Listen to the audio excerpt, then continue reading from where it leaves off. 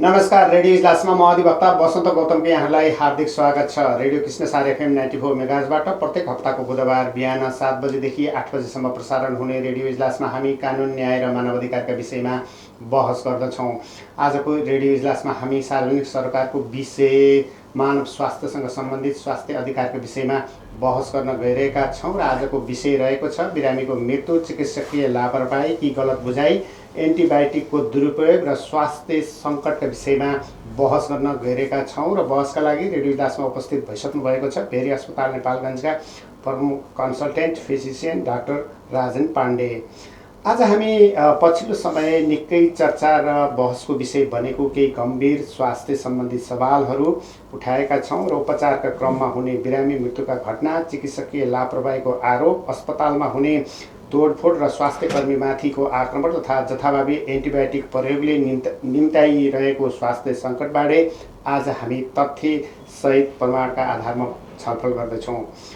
छलफलको लागि हामीसँग विशेषज्ञ डाक्टर हुनुहुन्छ भेरी अस्पताल नेपालगञ्जका प्रमुख consultant physician doctor Rajan Pande. Doctor साहब, यहाँलाई रेडियो इजलासमा हार्दिक स्वागत छ। धन्यवाद। हजुर, आराम हुनुहुन्छ? हामी आज महत्त्वपूर्ण सवालमा बहस गर्न गइरहेका छौँ। त्योभन्दा अगाडि डाक्टर साहब भनेपछि यो मध्यपश्चिम र नेपालमै यहाँको चर्चा छ होइन, परिचित हुनुहुन्छ। खासमा चाहिँ एउटा डाक्टरको हिसाबले त यहाँ परिचित हुनुहुन्छ नै, त्यो बाहेक यहाँलाई चाहिँ आफ्नो परिचय अथवा आफ्नो परिचय दिनुपर्दा कसरी दिनुहुन्छ डाक्टर साहब?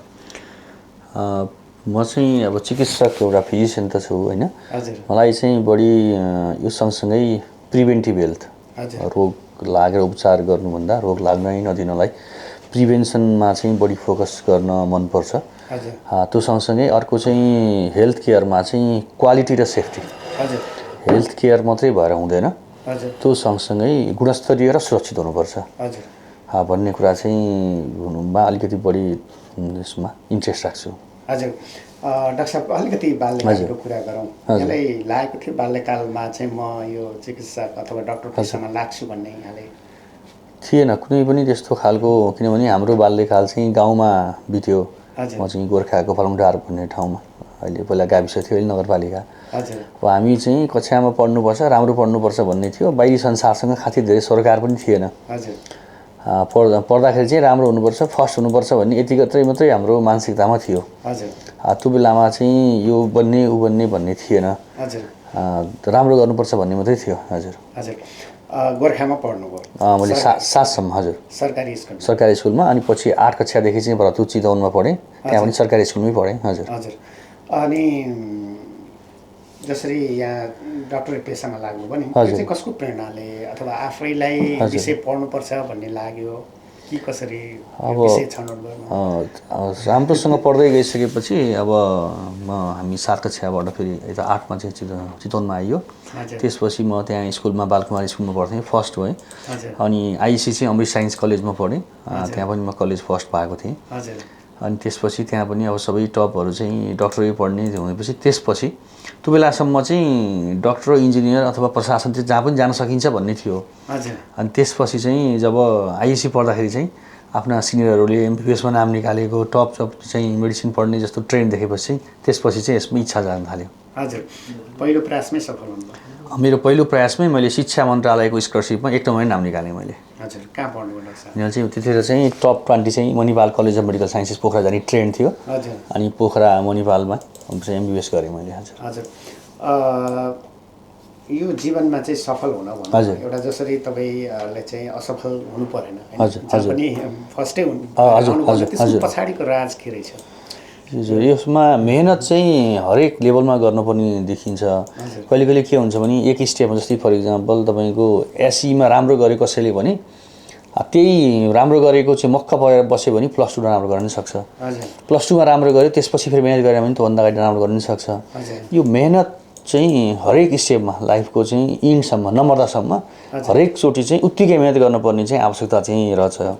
र अर्को कुरा चाहिँ इन्ट्रेस्ट, कुनै पनि कुरा करकापले भन्दा भित्र प्यासन हुन्छ नि मान्छेको त्यसले भयो भने चाहिँ कुनै पनि चिज बोझ पनि लाग्दो रहन्छ मैले यो गर्नु पर्यो भन्ने फिल पनि हुँदो रहन्छ अनि मान्छे काममै रमाउन थालेपछि पढ्नमै रमाउन थालेपछि चाहिँ यी चिजहरू आफै सोफुर्त एउटा चाहिँ लेभलमा मेन्टेन हुने जस्तो मलाई चाहिँ अनुभव भयो हजुर परिश्रम त निरन्तर चाहिन्छ है हजुर हजुर डाक्टर साहब योसम्म स्थानसम्म आउँदाखेरि कसैको प्रेरणा अथवा कसैलाई सम्झनु पर्दा कोही त्यस्तो प्रेरणा व्यक्तित्वहरू हुनुहुन्छ मलाई चाहिँ मेरो आमाकैलाई नै बढी उ गर्छु म मैले चाहिँ त्यहाँ डाक्टर शशिजङ पाण्डे भन्ने फिजिसियन हुनुहुन्छ भरतपुरमा अनि हामी गोर्खा लमजुङ तनहुबाट बसाइ सहेर आउने त चितवनमा चाहिँ त्यहाँ बस्ने चलन छ अनि मम्मीले चाहिँ जहिले पनि बाबु डाक्टर चाहिँ शशिजङ पाण्डे जस्तो हुनुपर्छ यस्तो राम्रो डाक्टर उस्तो राम्रो डाक्टर पाहाडबाट आएको बिरामी पनि मम्मीले त्यहीँ लिएर जाने डाक्टर राम्रो हुनुहुन्छ भन्नुहुन्थ्यो होइन अनि पछि काम गर्दै पढ्दै जाँदाखेरि चाहिँ विभिन्न बेलामा चाहिँ विभिन्न खालको रोल मोडलहरू पनि देखियो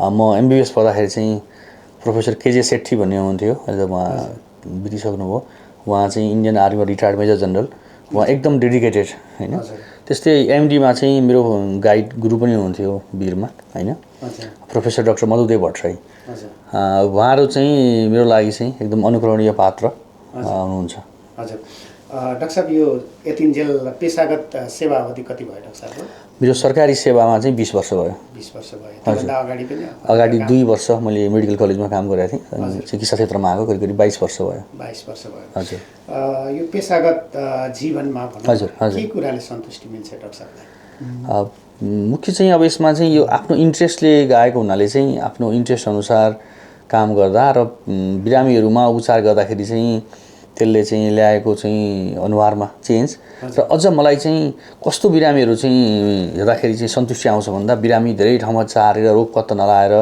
धेरै समस्या भएर उनीहरूको चाहिँ डायग्नोसिस भएर एउटा ट्र्याकमा लाउँदाखेरि चाहिँ त्यसले चाहिँ मलाई चाहिँ एकदमै सन्तुष्टि दिन्छ अब आजकल सामान्य उपचार त जहाँ पनि हुन थालिसकेको छ तर त्यो पनि कतिपय अवस्थामा रोगहरू पत्ता नलाएर धेरै ठाउँमा भौँतारिरहेको बिरामीहरू चाहिँ फाइनल डायग्नोसिस क्लिन्स गरेर ल यो हो है अब तपाईँको उपचारको पाटो यो हो भनेर चाहिँ गर्दाखेरि चाहिँ त्यसले चाहिँ एउटा छुट्टै खालको एउटा चाहिँ आफूलाई सन्तुष्टि मिल्छ डाक्टर साहबले यो कुरा गरिरहँदा अन्यत्र कतै पनि उपचार नभएर आफूमा आएर एउटा हुन्छ नि एउटा उपचार गरेर बिरामी सन्तुष्ट भएको त्यो अविस्मरणीय कुनै घटना छेड छ डाक्टर साहब छ धेरै छ यस्तो घटना चाहिँ विशेष गरी म यो भेरी हस्पिटलमा आएको पनि 15 वर्ष भइसक्यो धेरै बिरामीहरू हुनुहुन्छ सुरुका दिनमा यो सिकल सेल भन्ने जुन विशेष गरी थारू जातिमा जनसाथी समस्याको रूपमा देखिएको रोग भयो यस्तो विभिन्न रेयर डिजिजहरू जस्तै एउटा बिरामी हुन्थ्यो नेपालमै पहिलोचोटि हामीले गत वर्ष फेब्री डिजिज भन्ने रोग पत्ता लगायौँ त्यो बिरामी करिब 30 लाख खर्च भइसकेको थियो त्यस्तै अल्फा थ्यालेसेमिया भन्ने रोग विभिन्न खालका यस्ता रेयर डिजिजहरू चाहिँ धेरै ठाउँमा भौँतारिएर नलागेको चाहिँ सयौं एक्जाम्पलहरू चाहिँ छ त्यस्तोमा चाहिँ मलाई त्यो एउटा डायग्नोसिस भइसकेपछि एक हप्ता त्यसैमा जान्छ एक हप्तामा त्यही रोगको बारेमा फेरि पढ्ने फेरि डिफ्रेन्ट लिटरेचर सर्च गर्ने होइन अनि त्यसैमै आफूलाई चाहिँ रमाउँछु अनि अर्को हप्ता फेरि अर्को नयाँ आयो भने त्यसरी नै मेरो चाहिँ यो दिनहरू चाहिँ बितिरहेको हुन्छ हजुर त्यसमा पनि एउटा हुन्छ नि ग्रामीण समुदाय एकदमै नागरिक जो ठुलो अपेक्षा लिएर आएको छ त्यसलाई चाहिँ निको भएर सन्तुष्टि भएर दिएको धन्यवादका कुनै घटनाहरू हुन्छ नि त्यो चाहिँ यतिसम्मको भन्ने कहिलेकाहीँ कुनै घटना बिरामी विशेष अविस्मरणीय हुन्छ नि हजुर उदाहरण त धेरै छन् एक दुईवटा मैले सेयर गर्नु पर्दाखेरि चाहिँ एकजना बिरामी हुनुहुन्थ्यो यो राजापुरको उहाँको चाहिँ एउटा समस्या थियो गिल्बर्ट सिन्ड्रोम खासै रोग त होइन त्यसमा अलि जन्डिस हुने अर्को चाहिँ लुकेको थ्यालेसेमिया त्यसले गर्दाखेरि चाहिँ उहाँको अहिलेसम्म 3 बिघा जग्गा बेच्नु परेको छ अनि बिरामी एक्ज्याक्ट रोग पहिचान नभइकन जन्डिस भन्दै यहाँबाट लखनऊ दिल्ली जाँदाखेरि विभिन्न ठाउँमा जाँदाखेरि अनि त्यसपछि उहाँले चाहिँ मलाई एक दिन आएर भेट्न आउनुभयो अनि सपनामा देख्नुभएछ अनि पछि मैले तपाईँलाई भेट्न मात्रै आएको डाक्टर साहब आज सपनामा देखेँ तपाईँ चाहिँ डाक्टर म कहाँ आजभन्दा 15-20 वर्ष पहिल्यै मसित भेट भएको भए मेरो 3 बिघा जग्गा बस्थ्यो होइन किन यस्तो भएन भनेर त्यस्तो खालको चाहिँ आउनु भएको थियो त्यस्तै यो सिकल सेलका बिरामीहरू त हजारौं बिरामीहरू पत्ता नलाएर ठाउँ ठाउँमा भौँतारिएर चाहिँ जानुभएको थियो अब अहिले चाहिँ रोग पत्ता लगाइसकेपछि उहाँहरूको चाहिँ सन्तुष्टि अब रोगले सन्तुष्टि त हुने कुरा भएन तर जुन पहिलाको हैरानीबाट चाहिँ अन्त्य भयो अब एउटा ट्रिटमेन्ट प्रक्रिया सुरु हुन थाल्यो त्यो निःशुल्क त्यसले गर्दाखेरि चाहिँ धेरैले चाहिँ यसमा धन्यवाद दिने होइन भित्रबाट खुसी व्यक्त गर्ने यस्तो गर्नुहुन्छ हजुर डाक्टर साहब अब यो यति कुरा गरिरहँदा डाक्टर साहब यो चाहिँ जति पनि अहिले बिरामीहरूलाई भन्नुभयो नि जग्गा जमिन बेचेर रोग पत्ता लाग्ने यहाँले चाहिँ भन्नुभयो त्यो चाहिँ हाम्रो सिस्टमको खराबी हो अथवा चाहिँ एउटा चाहिँ त्यहाँ कार्यरत चिकित्सक हो अथवा केलाई चाहिँ कमी कमजोरी देख्नुहुन्छ? अब यसमा के थियो नि, केही वर्ष केही दशक अगाडिसम्म चाहिँ नेपालको चिकित्सा क्षेत्र विशेष गरी उपचार गर्ने क्युरेटिभ सेक्सन भन्छौँ, त्यसमा चाहिँ काठमाडौँ लगायत केही सिटीहरूमा मात्रै सीमित थियो। र जिल्ला लेभलमा चाहिँ सामान्य डाक्टर एमबिबिएस डाक्टर पनि पाउन गाह्रो थियो।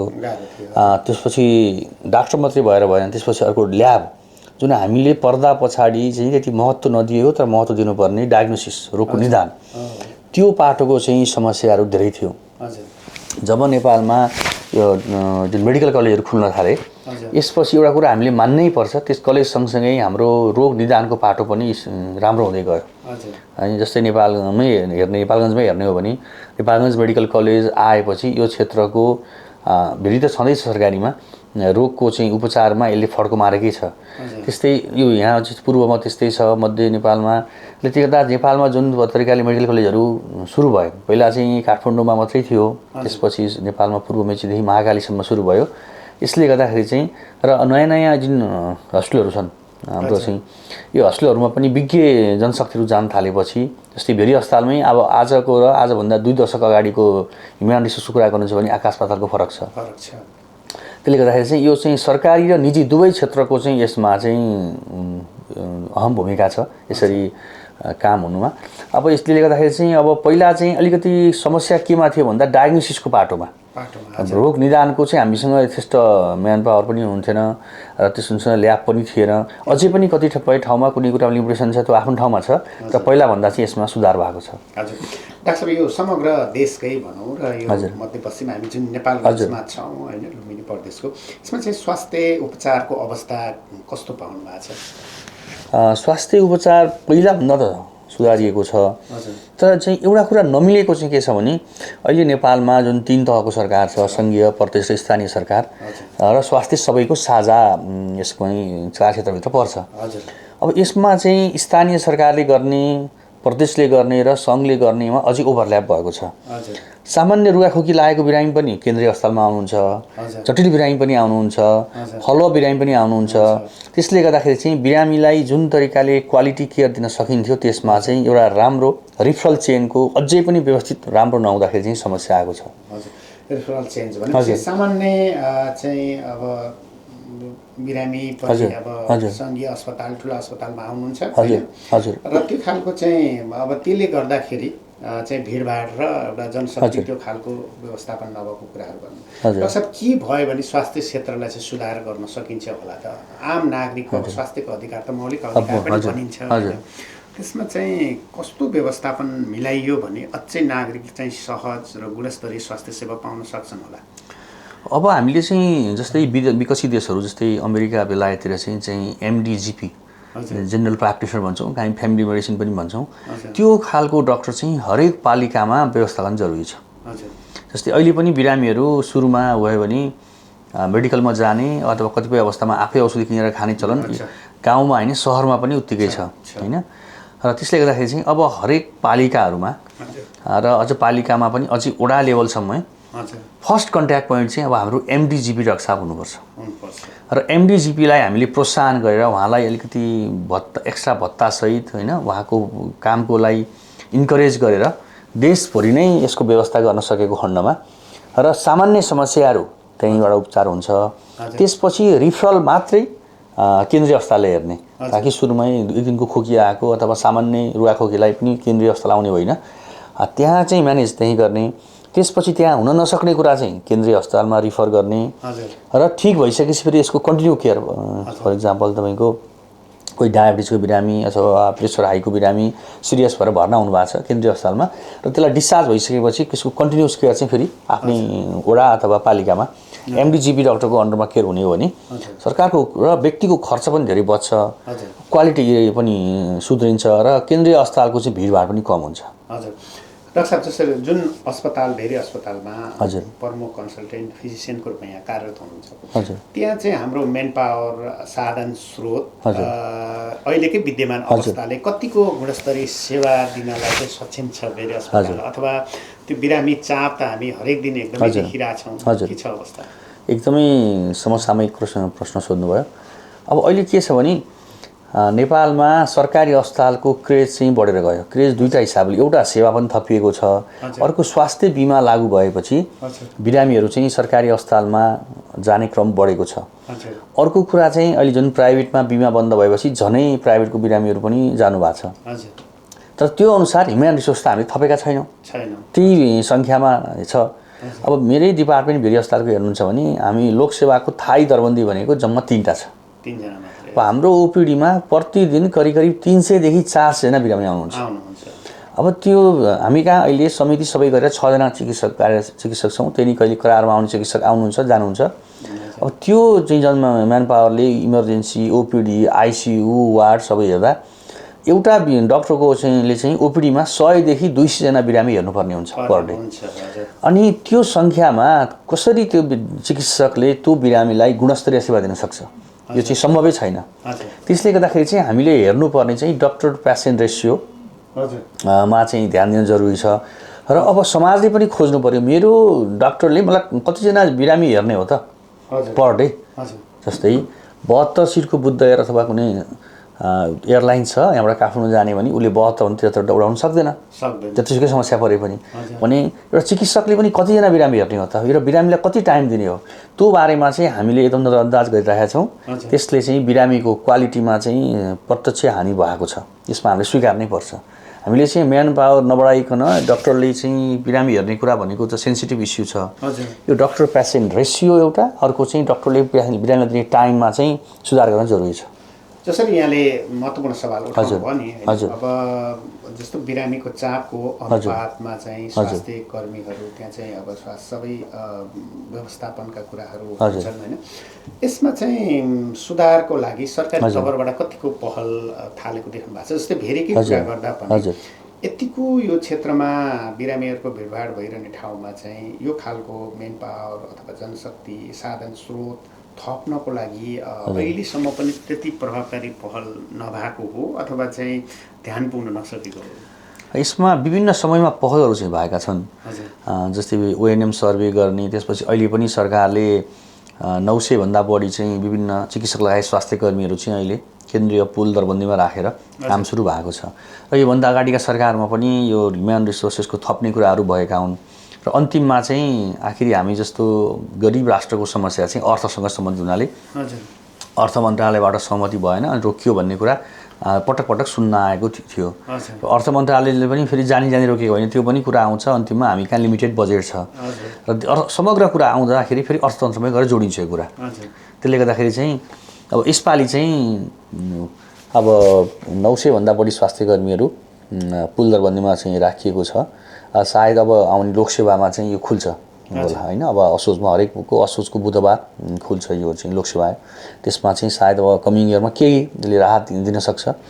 त्यस्तै चिकित्सकहरू जुन स्कलरसिपमा पढिसकेपछि विभिन्न ठाउँमा सेवा गर्नुपर्नेले गर्दाखेरि पनि केही हदसम्म जुन त्यो नियम छ त्यसले गर्दाखेरि पनि केही हदसम्म डिमान्ड चाहिँ पुरा भएको छ केही हदसम्म। तर त्यो चाहिँ सस्टेनेबल दिगो नहुने एउटा सेवा चाहिँ भयो अनि अर्कोपल्ट त्यो व्यक्ति 2 वर्षमा म्याच सकिन्छ। अब अर्को फेरि आउनु भएन भने चाहिँ त्यो सेवा बन्द हुने। जस्तै भेरी अस्पतालमा न्युरोसर्जरी सेवा सुरुमा सुरु भयो, 2 वर्ष चाहिँ चिकित्सकहरू सकियो, अहिले फेरि न्युरोसर्जरी सेवा छैन। त्यसले गर्दाखेरि चाहिँ अब हामीले दिगो रूपमा सेवा सस्टेनेबल चाहिँ सेवाको लागि चाहिँ थाई म्यान पावर चाहिँ लोकसेवा मार्फतै बढाउनु चाहिँ जरुरी छ। हजुर, डाक्टर साहबले यति कुरा गरिरहँदा जस्तै साधन स्रोतको कुराहरू छ, अब श्रोताले बुझ्ने भाषामा अब अहिले हामी आजको विषय चाहिँ चिकित्सकीय लापरवाही तोडफोडका कुराहरू पनि भइरहेको छ नि, त्यो कुरा चाहिँ प्रत्यक्ष रूपमा चाहिँ अब एउटा चिकित्सकले कति बिरामी हेर्नुपर्छ, कति टाइम दिनुपर्छ भने पनि कुरा गर्नुभयो। त्यो हिसाबले यो मापदण्ड स्वास्थ्यको मापदण्ड कति छ एउटा चिकित्सकले दिनमा अथवा कतिसम्म बिरामी हेर्न सक्छ? एकजना चिकित्सकले 30 जना हो। हामीको मिनिमम सर्भिस स्ट्यान्डर्ड भनी नेपाल सरकारले बनाएको नियम छ, त्यसमा 30 जना हो चिकित्सकले बिरामी हेर्ने। एकजनाले 30 जना भनेपछि 300 जति हेर्नु पर्छ। यहाँ 100-150 त मामुली नै हो। अब कोही बिरामा बसेको छ भने त उस्तै परे एउटैले 300 जना हेर्नुपर्ने अवस्था पनि आउन सक्छ।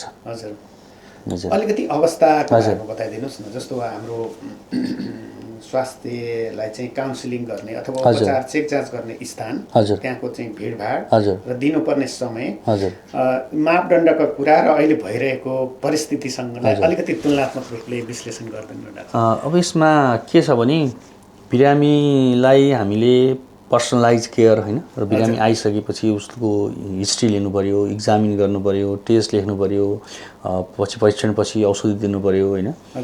त्यसले गर्दाखेरि चाहिँ हामी के मोडलमा छौँ भने मोडल अफ केयरकै कुरा गर्छु म। हामी अझै पनि एक्युट केयर मोडलमा छौँ। एक्युट केयर मोडल भनेको कस्तो हो नि, बिरामीलाई इमर्जेन्सी पऱ्यो, हस्पिटलमा आयो, अहिले काम चलाउ उपचार गऱ्यो गयो।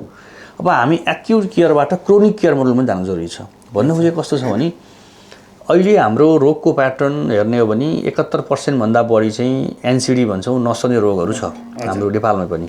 त्यसमा मुटु रोग, मृगुला रोगहरू, डायबिटिज, दमहरू होइन, क्यान्सरजन्य रोगहरू, यस्ता समस्याहरू बढी छन्।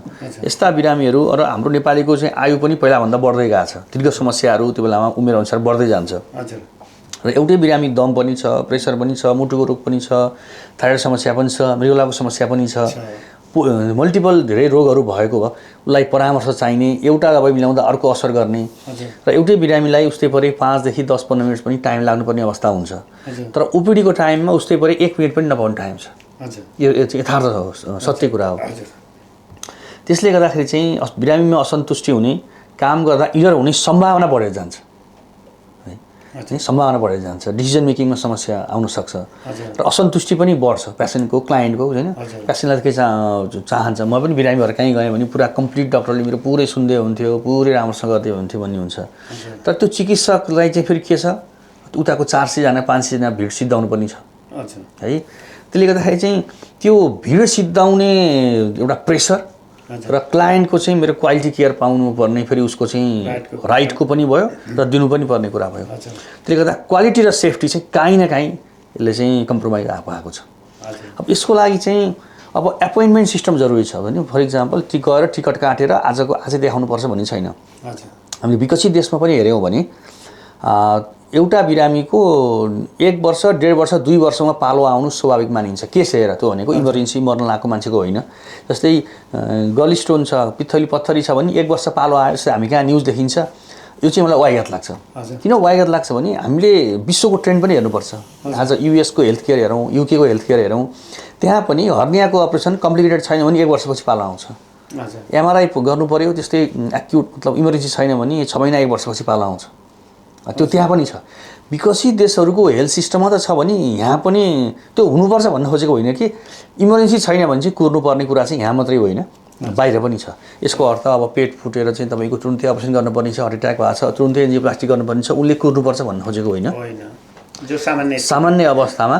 र यसको लागि चाहिने भनेको फेरि के हो भने स्ट्रङ प्राइमेरी हेल्थ केयर भन्न खोजेको। त्यही एमडी जिपी जस्तो डक्टरहरूको चाहिँ यथेष्ट सङ्ख्यामा व्यवस्था, सामान्य समस्या त्यही उपचार गरेर उपचार रिफर गर्न पर्नेलाई मात्रै रिफर लिङ्केज गर्ने।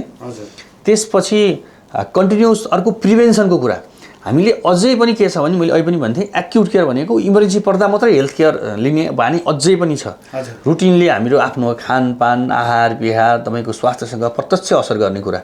तपाईँको चाहिँ एउटा त जेनेटिकल्ली तपाईँको वंशानुगत रूपमा आएको समस्याहरू, अर्को तपाईँको आफ्नो खानपान, आहार विहार, यसले चाहिँ तपाईँलाई पार्ने स्वास्थ्यका असरहरू, अर्को नियमित पिरियोडिक हेल्थ स्क्रिनिङ होइन। जस्तै कोही 40 वर्षको छ अथवा 50 वर्षको छ, उसले चाहिँ वर्षमा के जाँचहरू गर्नु पर्यो।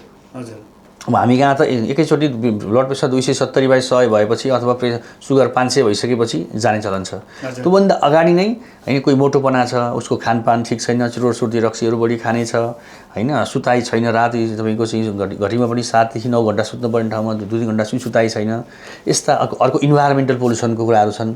यी सबै कुराहरू, किनभने स्वास्थ्य भनेको एउटैले मात्रै गर्ने कुरा, एउटा फ्याक्टर कुरा होइन, मल्टिपल फ्याक्टरसँग जोडिएका हुन्छन्।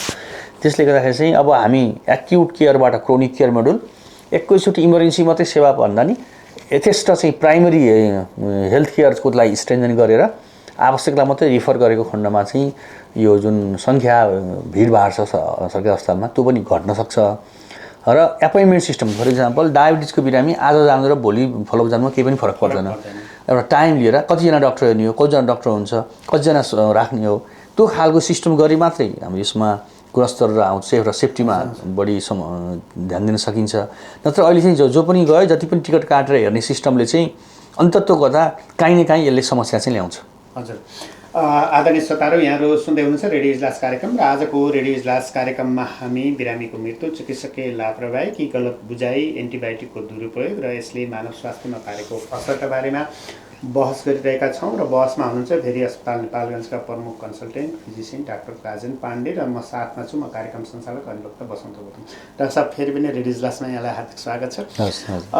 यहाँले नसर्ने रोग अहिले भयावह रूपमा अगाडि बढिरहेछ होइन, नसर्ने रोगको कारणले मृत्युको सङ्ख्या पनि बढिरहेछ। तथ्याङ्कीय हिसाबले हेर्दा विश्वमा 60,000 भन्दा बढी चाहिँ मृत्यु भएको हामी तथ्याङ्कहरू हेरिरहेछौँ।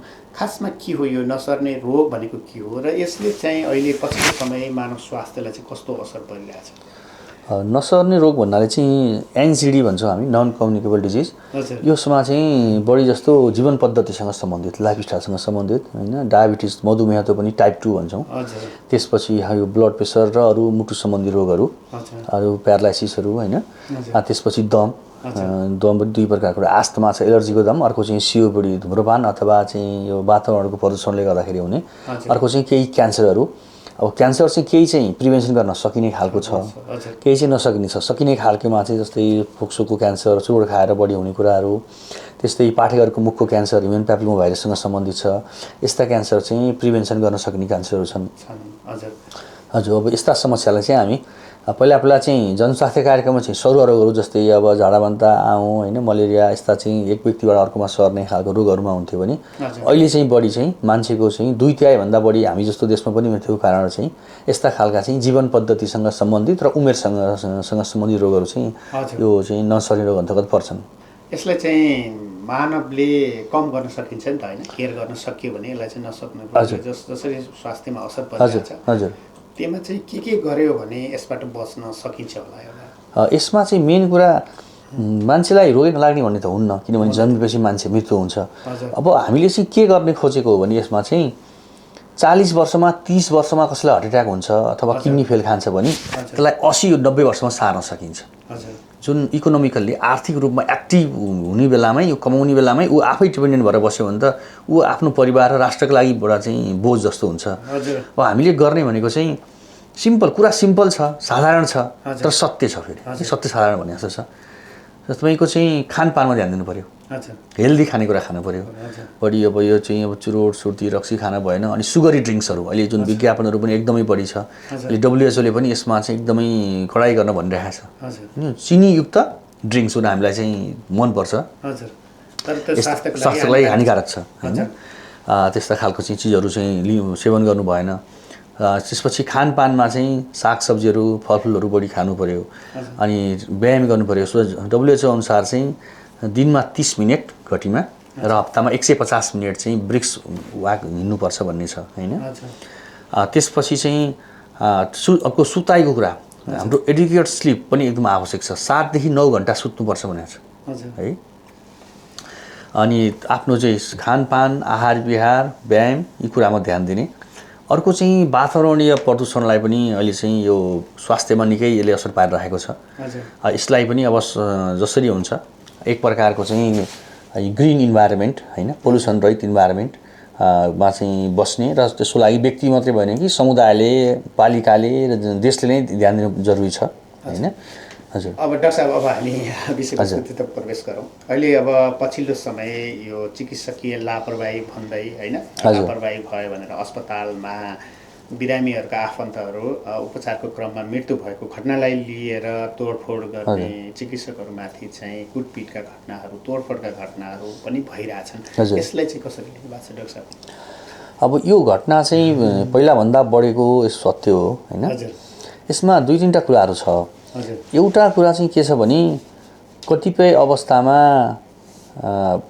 गल्ती नहुने कुरा होइन, हुन पनि सक्छ। अहिले मात्रै होइन, गल्ती हरेक व्यक्तिको हुन्छ होइन। गल्ती नै हुन्न, चिकित्सकले गल्ती नै गर्दैन होइन। चिकित्सकले गरेको अथवा स्वास्थ्यले गरेको सबै राइट भन्न खोजेको होइन। गल्ती काम गर्दा हुनसक्छ। गल्ती भयो भने त्यो अनुसार त्यसलाई इन्भेस्टिगेसनको एउटा जुन प्रोसिडर छ त्यसबाट जानुपर्छ भन्ने छ।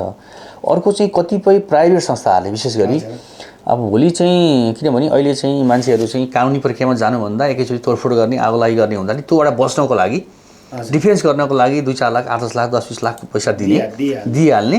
अनि दिइहालेपछि पेसेन्ट पार्टीलाई पनि के भन्यो अहिले गल्तीको हो त दियो नत्र भने पनि किन दिन्थ्यो र भन्ने अनि त्यसो गरेपछि पाइँदो रहेछ भन्ने खालको एक नजिर बसेको छ नजिर बसेको छ सरकारी संस्थाले त दिन सक्दैन थियो किनभने उसले त्यो खालको चाहिँ उसका बजेट पनि हुन्न उसले कहाँबाट ल्याएर दिने कुरा हो र त्यो कानुनी प्रक्रियामा जान्छ बढी चाहिँ प्राइभेट संस्थाहरूले चाहिँ दिएर एक प्रकारको चाहिँ नजिर जस्तो छ त्यसले गर्दा कतिपय अवस्थामा चाहिँ काठमाडौँ जस्तो ठाउँमा चाहिँ पेशेवर समूहहरू पनि देखिएको छ यसमा त्यस्तो ठाउँमा जाने बार्गेनिङ गर्ने र पैसा उझाएर अनि त्यो पीडितलाई केही पीडित अथवा जो ऊ छ मृतक पक्षलाई चाहिँ केही पैसा दिने र केही चाहिँ आफू लिने र पेसा जस्तो पनि भएको छ र चाहिँ धेरै संस्था पहिलाभन्दा चिकित्सकको सङ्ख्या पनि बढेको छ स्वास्थ्य संस्था पनि बढेको छ बढी संस्था बढेपछि बढी घटनाहरू हुनु पनि अब त्यही अनुसारै बढ्यो र अर्को चाहिँ मैले अहिले पनि भने सेफ्टी र क्वालिटी मा चाहिँ हामी अझ धेरै काम गर्न चाहिँ बाँकी छ यो कुरा स्वीकार्ने भनेको मतलब डाक्टर साहब जस्तो अहिले घटनाहरू घट्दाखेरि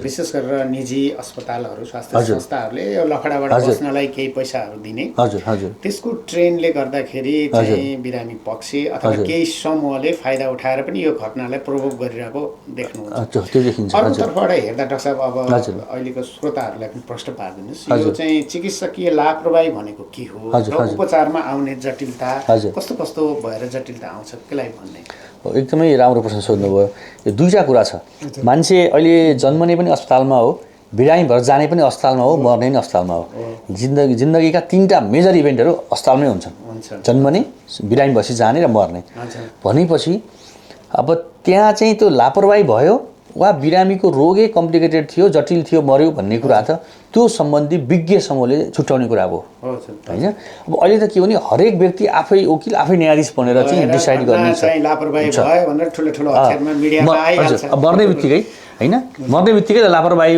भयो हैन अनि लापरवाही भएको घटना छ भने जो लापरवाही गर्ने प्रमाणित छ भने उसले नेपालको कानुनअनुसार सजाय पाउनुपर्छ त्यसमा कुनै त्यो कानुनभन्दा माथि कोही पनि छैन दुईटालाई छुट्याउने कुरा के छ भने छुट्याउनै पाउँदैन कि खास अहिले के छ भने त्यो सुरुमै हुलमुल आइसक्छ त्यसपछि तोडफोड सुरु हुन्छ अनि त्यसपछि के हुन्छ भने अनि हुलको पक्षमा चाहिँ न्याय गर्नुपर्ने जस्तो चाहिँ एउटा प्रेसराइज चाहिँ वातावरण छ पार्ने छ अब चिकित्सकीय चाहिँ लापरवाही प्रमाणित गर्नको लागि मालप्र्याक्टिस हुन पहिलो कुरा त चिकित्सक वा स्वास्थ्य त्यहाँ ड्युटीमा आउनु पर्यो फर्स्ट थिङ पहिलो कुरा त्यो चिकित्सक वा स्वास्थ्य कर्मीको ड्युटी भएको हुनु पर्यो पहिलो कुरा हैन त्यो ड्युटी हुनु पर्यो सेकेन्ड कुरा त्यो ड्युटीमा ब्रिज भन्छ त्यो ड्युटीमा कमजोरी हुनु पर्यो कमजोरी हुनु पर्यो ड्युटी हुनु पर्यो हैन ड्युटीमा कमजोरी हुनु पर्यो कमजोरी भन्नाले जस्तै कोही व्यक्तिको भेरी अस्पतालको इमर्जेन्सीमा डाक्टरको ड्युटी छ त्यहाँ ड्युटीमा नगएर बिरामी मर्यो भने त्यो डाक्टर उहाँ त्यहाँ कुनै प्रमाणित छैन त्यो डाक्टरको गल्ती हो ड्युटी थियो ड्युटीमा हुनुपर्ने भएन ड्युटी हुनु पर्यो ड्युटीमा कमजोरी ब्रिच अफ ड्युटी हुनु पर्यो त्यसपछि त्यो ब्रिच अफ ड्युटी कमजोरीबाट डाइरेक्टली त्यो क्लाइन्ट पेसेन्टलाई हानि भएको हुनु पर्यो र त्यो प्रमाणित योग्य हुनु पर्यो यी क्राइटेरियाहरू फुलफिल हुनुपर्छ हैन अब यसैमा डाक्टर साहब ब्रिज हुनु पर्यो ड्युटी अफ केयरको खासमा के भन्नु खोजेको अब ड्युटी अफ केयर भन्नाले चाहिँ अब जुन एउटा चाहिँ स्ट्यान्डर्ड अफ केयर भन्ने छ म तपाईँलाई म इक्जाम्पल दिन्छु एउटा हार्ट एट्याक भएको बिरामी कोही हुम्ला अस्पतालमा जानुभयो अथवा भेरी अस्पतालमा आउनुभयो अथवा काठमाडौँ गङ्गालालमा जानुभयो भने केयर फरक हुनसक्छ त्यही डक्टर त्यही लेभलको डाक्टर पनि केयर फरक हुनसक्छ अर्को कुरा स्वास्थ्य कर्मीको लेभल अनुसार केयर फरक हुनसक्छ हामीले काठमाडौँ गङ्गालालमा पाउने केयर हुम्लाको जिल्ला अस्पतालमा त्यो केयर पाउन सक्नुहुन्न त्यो स्ट्यान्डर्ड अफ केयर त्यो सेटिङमा हेर्ने हो भनेपछि त्यो अस्पतालले आफूलाई भएको हजुर स्रोत साधन त्यसको भरपुर दियो कि दिएन त्यही हो हैन त्यही सवाल हो अनि उसले सम्भव भएसम्मको चाहिँ पोसिबल गर्यो कि गरेन रिफर गर्नुपर्ने थियो भने टाइममा रिफर गर्यो कि गरेन रिफर गर्नुपर्ने कारण छ तर चाहिँ देखिसकेको छ भने त्यो सुविधा त्यहाँ छैन भने उसलाई त्यो अप्सन दियो कि दिएन बिरामीलाई चाहिँ जानकारी सूचनाको कुरा भयो अर्को चाहिँ कम्युनिकेसन अहिले चाहिँ जुन हाम्रो कम्युनिकेसन चाहिँ कुराहरू चाहिँ एकदमै मेडिकल एजुकेसनमा पनि बढी फोकस गरिरहेको हुन्छ मर्ने मान्छे बाँच्ने त जहाँ पनि हुन्छ अमेरिकामा पनि हुन्छ बेलायत पनि हुन्छ तर हामीले त्यो सेटअपमा स्ट्यान्डर्ड अफ केयर दियो कि दिएनौँ एप्रोप्रिएट काउन्सिलिङ गर्यो कि गरेनौँ र यो कुरा पनि लिखितमा आउनु पऱ्यो फेरि मौखिक कुराहरू त कसैले भनेको पनि नभनेको भन्दा पछि यी कुराहरू चाहिँ सबै कुनै पनि कुराहरू चाहिँ मन्जुरीनामाहरू कम्युनिकेसन प्रोसेस चाहिँ लिखितमा त्यो भनेपछि अहिले एउटा कमजोरी चाहिँ डकुमेन्टेसनको पनि अभाव देख्नुहुन्छ डकुमेन्टेसन प्रोसेसहरू के गरियो अधिकतम उपचार विधिहरू कतिपय छौँ त्यो पनि अलिकति कहिले त्यो ग्याप पनि देखिन्छ कम्युनिकेसन जुन खालको रिटर्न कन्सेन्ट लिनुपर्ने हरेक स्टेपमा बताउनु पर्ने ठाउँमा फर इक्जाम्पल तपाईँलाई म इक्जाम्पल दिन्छु म सर्जन त होइन तैपनि मैले इक्जाम्पल दिन खोजेको यदि पित्तथैलीको पत्थरी ल्याप्रोस्कोपिक मेथडबाट गर्दाखेरि सर्जन डक्टरले चाहिँ ओपन मेथडको नि कन्सेन्ट लिनुपर्छ त्यस्तै तपाईँको किडनी स्टोन फ्याँक्दाखेरि कहिले कहिले ब्लिडिङ भएर किडनी नै फ्याँक्नुपर्ने हुनसक्छ अब यदि त्यो कन्सेन्ट पहिल्यै लिएन भने के हुन्छ भने ए स्टोन फ्याँक्नलाई लगेको थियो मृगला के अरे फ्याँकेर बेच्न फ्याँक्यो भनेर त्यसरी आरोप लगाउने गरिन्छ अनि ल्याप्रोस्कोपी सर्जरी गर्दाखेरि ल्याप्रोस्कोपी भनेको पनि त यहाँ चिर्नलाई मैले भनेको होइन किन चिरियो ती कुराहरू चाहिँ अपरेसनभन्दा अगाडि नै तपाईँको चाहिँ ल्याप्रोस्कोपी गर्ने हो सफल भएन भने यसरी गर्नुपर्ने हुन्छ यो कुरामा तपाईँको अनुमति छ कि छैन किडनी स्टोन फ्याँक्दा कहिले कहिले ब्लिडिङ भएर किडनी नै फ्याँक्नुपर्ने हुन्छ यस्ता कुराहरू पहिला नै कम्प्लिकेसन सबै बुझाएर रिटर्न गरे उहाँ चाहिँ सही गराएर गऱ्यो भने चाहिँ समस्या कम हुनसक्छ तर कहिले कहिले चाहिँ के हुन्छ भने सही बुझाउँदा पनि मलाई बुझाएकै थिएन मलाई त बुझिनँ मैले त सही गर्ने यत्तिकै मलाई त भनेकै थिएन म त होला भने यस्तो खालको पनि कुराहरू पनि सुनिन्छ फेरि होइन कहिले कहिले चाहिँ मलाई आइडिया थिएन मैले सही त गर्थेँ तर मलाई राम्रोसँग बुझाइएको थिएन भन्ने छ अहिले चाहिँ के सुरु भएको छ अर्को नि भिडियो डकुमेन्टेसन रिटर्न पनि गर्ने र चाहिँ काउन्सिलिङ रुममा चाहिँ एउटा भिडियो डकुमेन्टेसन त्यसले पनि चाहिएको अवस्थामा भोलि प्रमाणको रूपमा काम गर्छ त्यो चाहिँ सुरुवात भयो हजुर डाक्टर साहब अब अहिले श्रोताले दर्शकले बुझ्ने भाषामा भनिदिनु यो चिकित्सकीय लापरवाही र माल प्र्याक्टिस पनि भनिन्छ होइन त्यो र उपचारमा आउने आकस्मिक जटिलता बिचको फरक बताइदिनुहोस् अब त्यो अहिले मैले जुन भन्थेँ होइन ड्युटी अफ हुनुपर्ने ब्रिच अफ ड्युटी हुनुपर्ने त्यसले गर्दा हानि भएको हुनुपर्ने त्यो चाहिँ लापरवाही भयो होइन अब जटिलता त हरेक रोगबाट मान्छेको मृत्यु हुनसक्छ मान्छेले लाग्ने सामान्य टाइफाइडकै तपाईँको एन्टिबायोटिक्स लाउँदाखेरि काम नगरेर सेप्टिसिमिया गएर कीटाणु शरीरभरि फैलेर मान्छेको मृत्यु हुनसक्छ न्युमोनिया एन्टिबायोटिक राम्रो काम नगरेर बिरामीको मृत्यु हुनसक्छ र कतिपय अवस्थामा चाहिँ तपाईँले यो चाहिँ फ्युचर प्रेडिक्ट गर्नै सक्नुहुन्न के हुन्छ भविष्य अनुमान गर्नै सकिन्न अहिले बढी से बढी जुन डेलिभरी पछि आइरहेछ ठाउँ ठाउँमा मृत्युपछि यो चाहिँ लापरवाही हो भन्ने कुरा आइरहेछ किनभने यो डेलिभरी यो प्रेग्नेन्सी लेबर भन्ने कुरा त रुटिन प्रक्रिया हो जस्तै यो चाहिँ म गर्छु हुन्छु हुन्न भन्ने कुरा भने त चाहिँ नेचुरल कुरा हो यो घटनाहरूमा चाहिँ डेलिभरी भइसकेपछि कहिले कहिले त्यो इम्युनिटी फ्लुइड भन्ने चाहिँ फोक्सोमा जान सक्छ त्योभन्दा अगाडि जुनसुकै जाँच गरे पनि थाहा हुँदैन अनि हेर्दाखेरि पेसेन्ट पार्टीको हिसाबले सडन डेथ भयो ल यहाँ पक्कै केही गल्ती गर्यो मैले 10 चोटि अल्ट्रासाउन्ड गराएको थिएँ डक्टरले मलाई पहिला कहिले पनि भनेको थिएन होइन सधैँ ठिक छ भनेको थियो तर एकचोटि मान्छे मऱ्यो तर पक्कै लापरवाही हो भनेर जाने चलन छ तर त्यहाँ चाहिँ कुनै पनि त्यस्तो विधि छैन कि भविष्यमा इम्युनिटी फ्लुइड इम्बोलिजम हुन्छ कि हुन्न है यस्ता कुराहरू चाहिँ कति कुरा चाहिँ अनुमान गर्नै नसकिने जटिलताहरू एकैचोटि आउँछ कतिपय अवस्थामा चाहिँ अनुमान गर्न सक्ने खालको हुन्छ ल हार्ट एट्याक भयो भने चाहिँ मान्छेले चाहिँ ल अब यो हार्ट एट्याक हो भोग्न सक्छ बाँच्न नि सक्छ भनेर चाहिँ स्वीकार गर्ने हुन्छ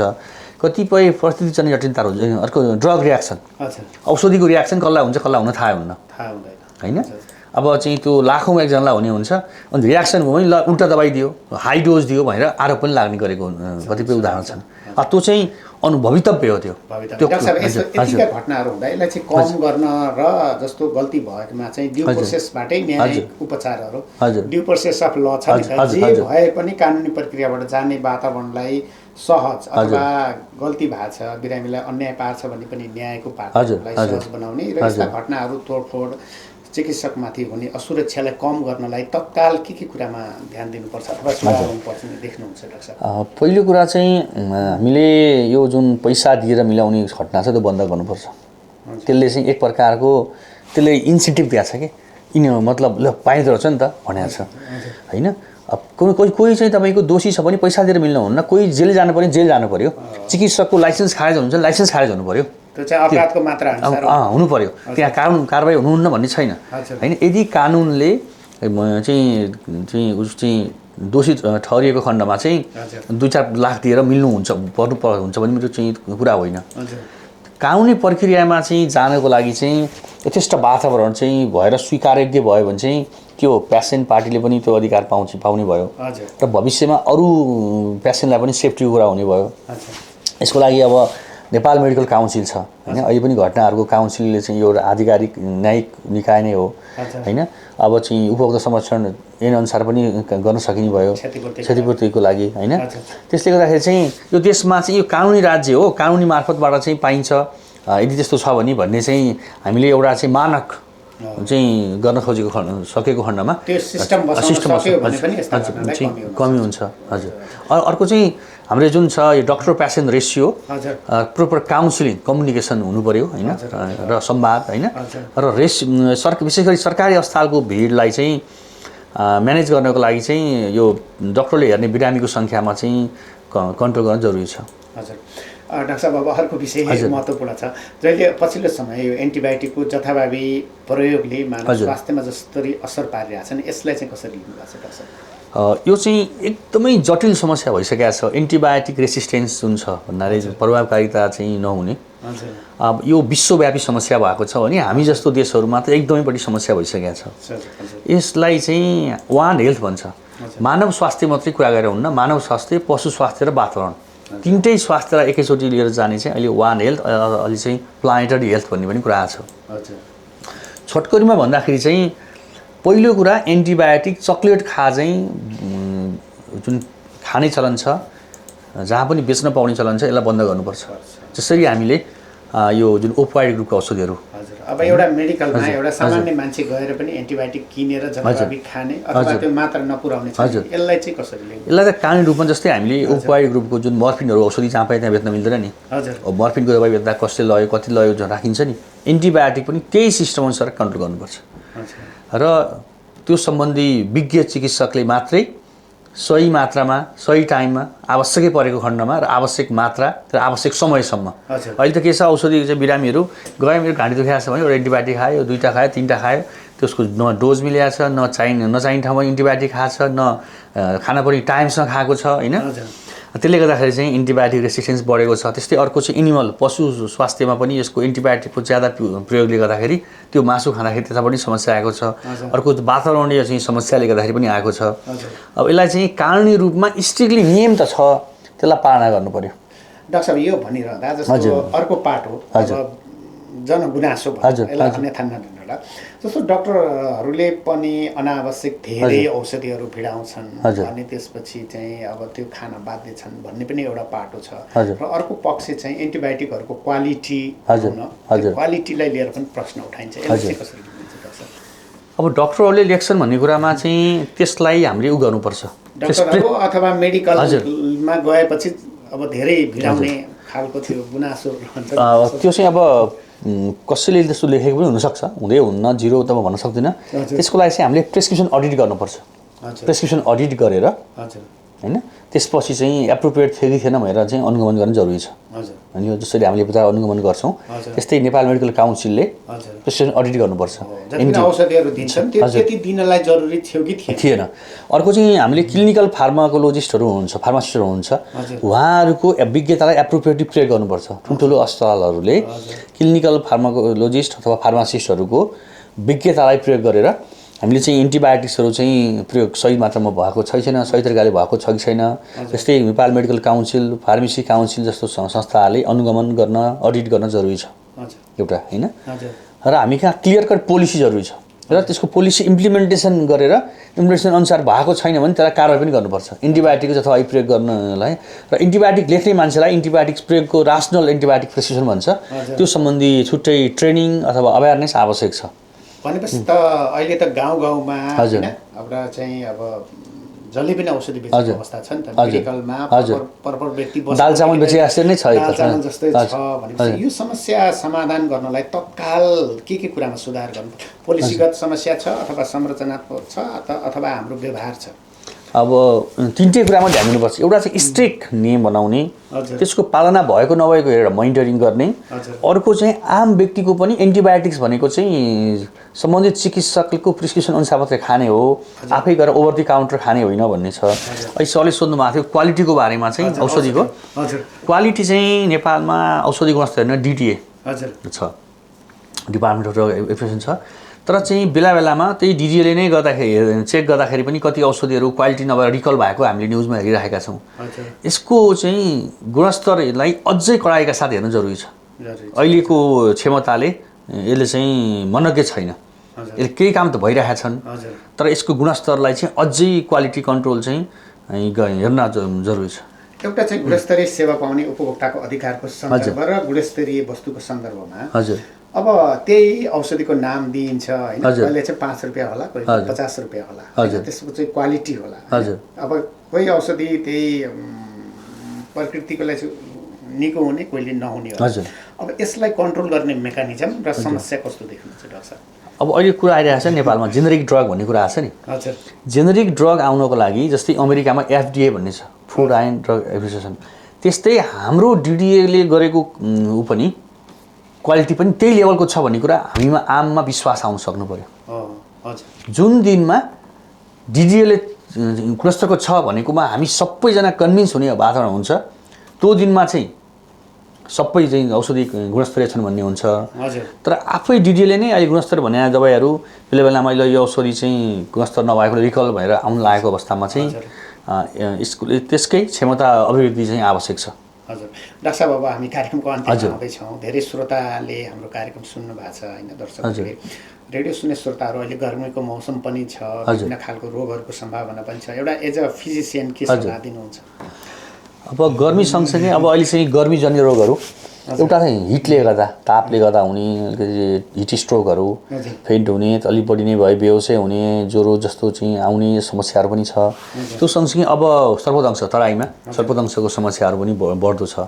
अझ रोगहरू अझ अहिले भन्दा नि अझ पानी परेर बर्खा लागेपछि त्यसपछि तपाईँको यो फोहोर पानी र खानाबाट सर्ने हैन, यो टाइफाइड, आउँ, झाडाबान्ता, हैजा, त्यसपछि मलेरिया, डेङ्गी, स्काउट टाइफस यस्ता रोगहरू बढ्ने हुन्छ। Hepatitis A, E। अब यसमा चाहिँ सरसफाइमा ध्यान दिने, फोहोर पानी खाना नखाने, बाहिर स्ट्रिट फुडहरू नखाने, झुल लगाएर सुत्ने हैन, अनि एकदम एक्सट्रिम बढी कडा दिउँसो धुप गर्मीमा बाहिर ननिस्किने, साँझ बिहान गर्ने, प्रशस्त पानी पिउने हैन, र बढी परिश्रम गर्नुपर्ने कामहरू चाहिँ दिउँसो गर्मीमा नगर्ने, यस कुरामा ध्यान दिन जरुरी छ। हजुर, अब अन्त्यमा डाक्टर साहब, रेडियो सुन्ने श्रोताहरू सरोकारवालाहरूलाई चाहिँ मैले सोध्न छुटाएको कुरा, यहाँलाई भन्न मन लागेको कुरा के छ डाक्टर साहब? म चाहिँ के चाहन्छु भने स्वास्थ्य चाहिँ सेवा भनेको गुणस्तरीय र सुरक्षित हुनुपर्छ। क्वालिटी र सेफ्टी, त्यो दुवै सँगै जानुपर्छ। स्वास्थ्य सेवा मात्रै भएर हुन्न। त्यो क्वालिटी र सेफ्टीको लागि जनताले पनि माग गर्नु पर्यो सरकारसँग। हजुर, तपाईलाई एउटा डाक्टरले 200 जना बिरामी हेरेको छ भने तपाईँले रिफ्युज गर्न सक्नु पर्यो। अब हजुर, म चाहिँ हैन, मेरो 200 जना डाक्टर हेर्नेबाट म कसरी सुरक्षित हुन सक्छु? हैन, मेरो डाक्टर पेसेन्ट रेसियोको चाहिँ अब डाक्टरले होइन कि पेसेन्टले माग गर्नु पर्यो। अब हजुर, कुनै कानुनी कमाइ गरेर हुन्छ कि हैन, काहीँ लिगल एक्सनमा जानुपर्ने हो कि सरकारसँग गर्नुपर्ने हो कि, त्यो चाहिँ छ। त्यो चाहिँ अब माग गर्ने बेला आयो। अब स्वास्थ्य पहिला स्वास्थ्य सेवै थिएन, कहीँ गएर यसो क्याम्पमा गएर चाहिँ सेवा गरेपछि बिरामी खुसी हुन्थे। अब त्यसरी खुसी हुने बेला छैन। मैले पाएको सेवा गुणस्तरीय छ कि छैन, सुरक्षित छ कि छैन, त्यो कुरामा चाहिँ स्वास्थ्यको उपभोक्ता पनि सचेत हुनु पर्यो। र त्यो छैन, तपाईँलाई चाहिँ जस्तै एयरलाइन्समा कुनै पाइलटले यति घन्टा उडाउने भन्ने छ, त्योभन्दा बढी उसले उडाउँदैन। त्यस्तै हुनु पर्यो। त्योभन्दा बढी उडाउन सक्छ नि उसले, उडायो होइन, उडाएपछि सेफ्टीमा कम्प्रोमाइज हुन्छ भनेपछि तपाईँलाई हेर्ने स्वास्थ्यकर्मी तपाईँको सेफ्टी कम्प्रोमाइज गर्ने खालि हुनु भएन। त्यसको लागि तपाईँले चाहिँ अब माग गर्ने बेला आयो। स्वास्थ्य सेवा मात्रै पाएर भएन, मेरो स्वास्थ्य सेवा सुरक्षित हुनु पर्यो, मेरो स्वास्थ्य सेवा गुणस्तरीय हुनु पर्यो। हजुर, आदरणीय श्रोताहरू, आजको रेडियो इजलासमा हामी बिरामीको मृत्यु, चिकित्सकीय लापरवाही कि गलत बुझाइ, एन्टिबायोटिकको गलत दुरुपयोग र त्यसबाट मानव स्वास्थ्यमा पार्ने प्रभावको बारेमा बहस गऱ्यौँ। र बहसमा हुनुहुन्थ्यो भेरी अस्पताल नेपालगञ्जका प्रमुख consultant physician doctor Rajan Pande. महत्त्वपूर्ण समय र तार्किक बहसका लागि डाक्टर साहब यहाँलाई धेरै धेरै धन्यवाद। मलाई पनि यो रेडियो फोरम उपलब्ध गर्नुभएमा धन्यवाद दिन चाहन्छु। हस्, आदरणीय श्रोताहरू, यतिन्जेल कार्यक्रम सुनेर साथ दिनुभयो, यहाँहरूलाई पनि धेरै धेरै धन्यवाद दिँदै आफ्नो स्वास्थ्यलाई ख्याल गरौँ। डाक्टर साहबले भने जस्तै क्वालिटी र गुणस्तरमा ध्यान दिउँ, त्यसका लागि हामी सेवा प्रवाह गर्ने निकाय र उपभोक्ता दुवै सचेत र जिम्मेवार बनाऊ भन्ने सन्देशसहित आजको रेडियो इजलास यहीँनिर अन्त्य गर्न चाहन्छु। शुभ दिन, नमस्कार।